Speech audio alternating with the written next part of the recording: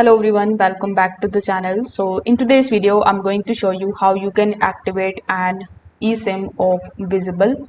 So first of all, you need to make sure that your phone is eSIM compatible, the carrier is unlocked, and it should also be connected to a Wi-Fi network. After doing so, you need to download the Visible application from the Google Play Store or App Store and then simply sign in into your account.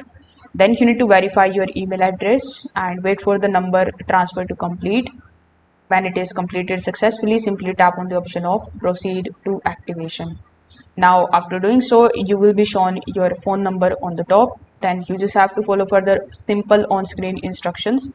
If asked, simply name the line, choose the default lines, and then simply turn the toggle button on right next to the option of eSIMs. Afterwards, simply return to the Visible application and you can test the services.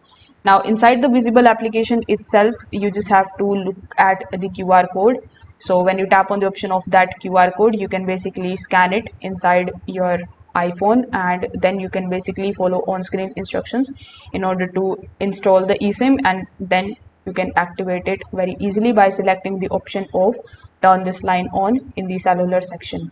So that's how you can basically do it. If this video helped you out, make sure that you like this video and subscribe to the channel. Thanks for watching.